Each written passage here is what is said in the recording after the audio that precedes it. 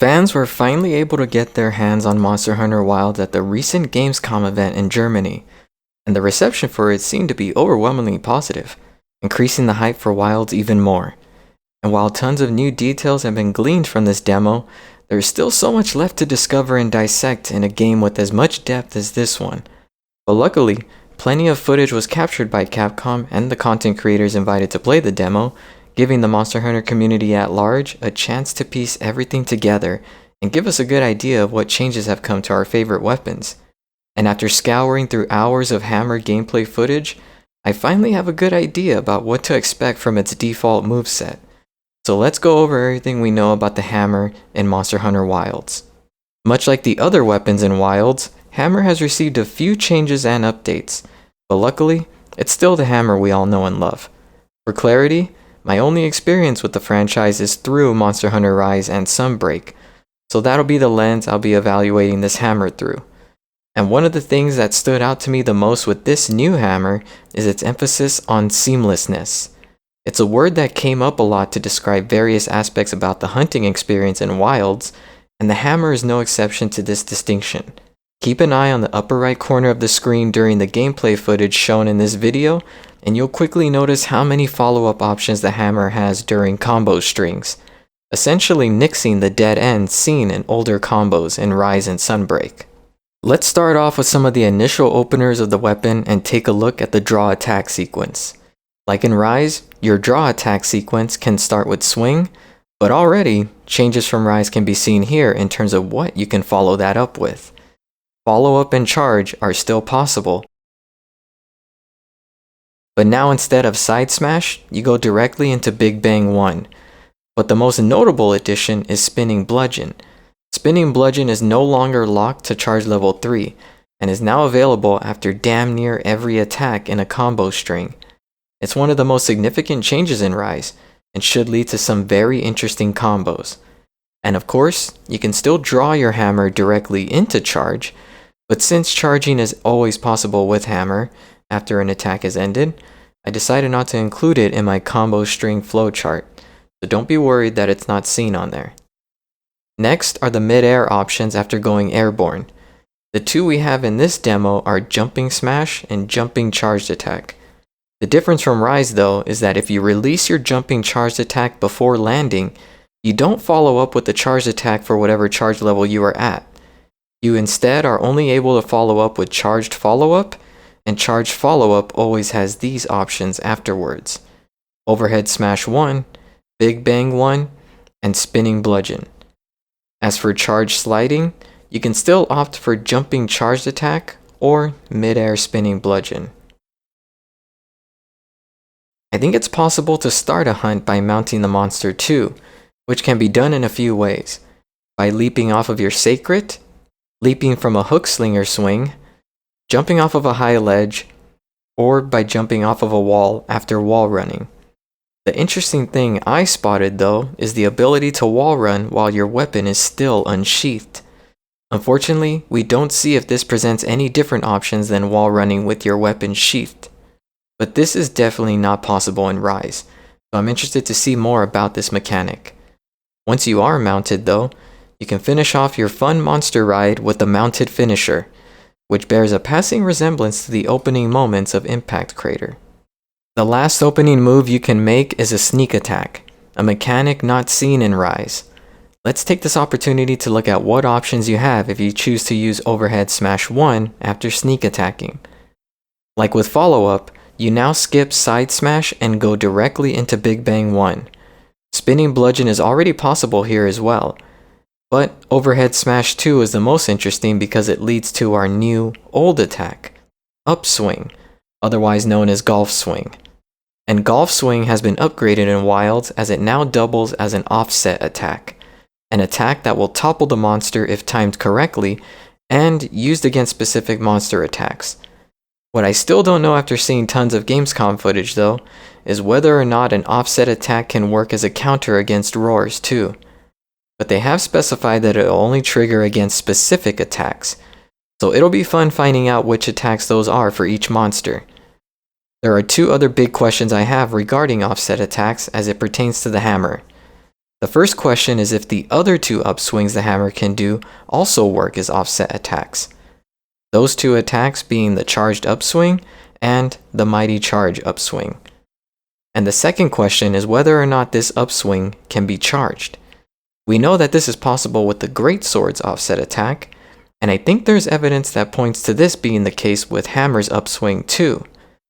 But it's not conclusive. If we slow down the footage during these upswing sequences, we can spot something interesting. A prompt to let go of the button during the upswing.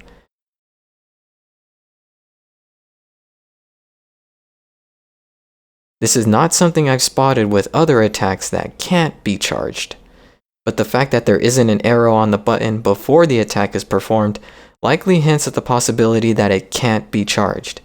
But I'm not ready to rule it out just yet, because the major problem with hammer's offset attack is that it's locked to the end of a combo chain, which will make it difficult to whip out in a pinch.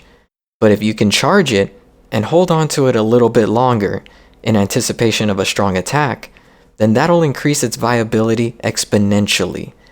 But even if you aren't using upswing for its offset potential, it's still a great option since it can lead to one of hammer's newest additions, the mighty charge. Mighty charge seems to be the replacement for charge switch in Rise, which gave you access to the brutal versions of hammer's normal charged attacks. So far, I've only seen 3 ways to get to mighty charge. After reaching charge level 3,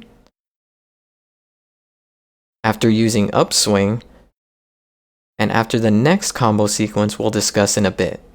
And mighty charge only has 2 charge levels, with charge level 1 leading to mighty charge upswing, and charge level 2 leading to mighty charge smash, which kind of looks like the version of Big Bang finisher seen at the end of Spinning Meteor. But unlike Spinning Meteor, the hammer doesn't do damage during the charging phase. But let's say you go with Big Bang 1 after Overhead Smash 2. You'll be given a combo sequence you're likely very familiar with, as Big Bang has not changed. There are no new combo paths in between swings, and if you miss, you gotta restart the sequence from the top. But there is one difference though.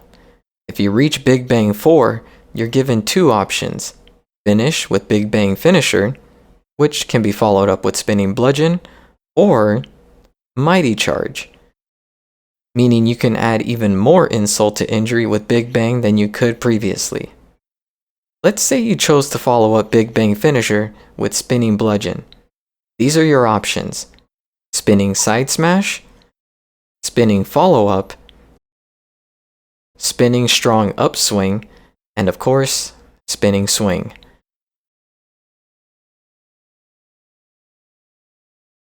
Unfortunately, I haven't come across any footage of someone using Spinning Strong Upswing, so I don't know what the follow-ups for that are.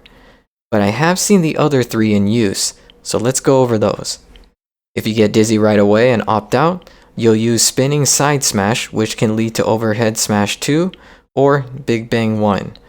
From what I've seen, the follow-ups for each move don't change depending on when you use them, so Big Bang 1 should still lead to Big Bang 2, and Overhead Smash 2 should still lead to these options.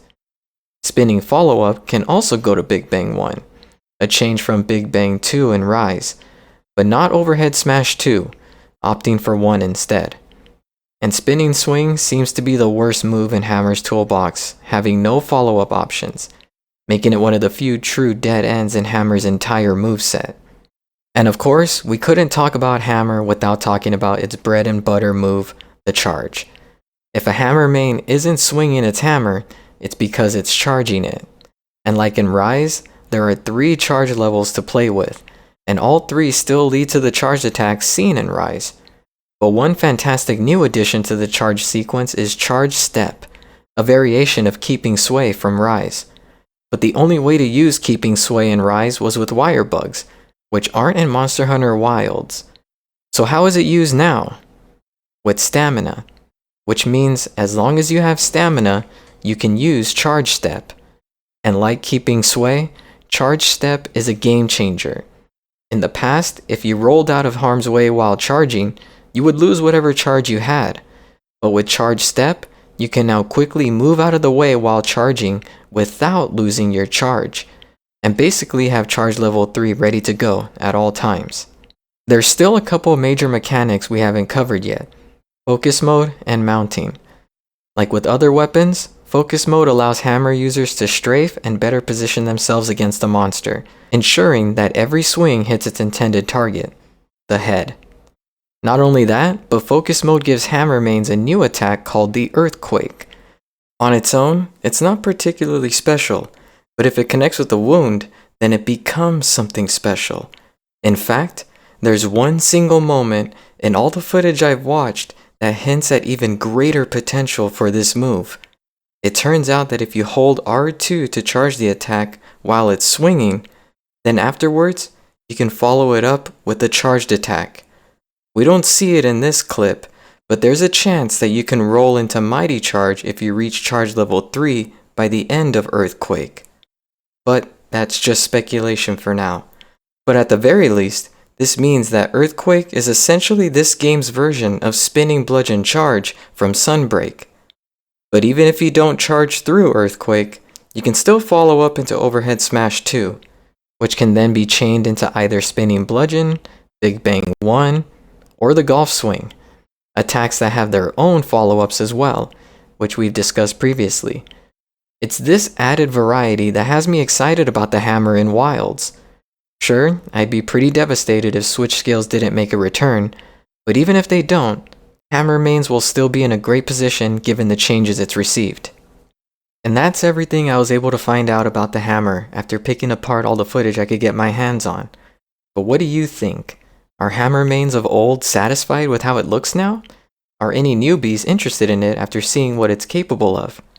Thank you for watching, and since I probably won't make a video like this on the Insect Glaive, I'll just go ahead and tack on a couple of fun clips from a Capcom stream showcasing the Insect Glaive during Gamescom. Wollen wir den Großen? Den Alpha? Come here! Get over here! You're approaching me? Ho, ho, ho, ho. Ich glaube, sobald ich ihn oben dann habe, mache ich diesen Pole Dance.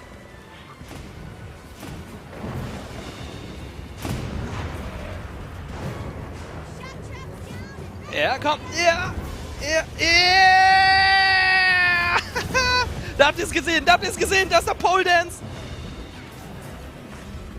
Ja, Mann!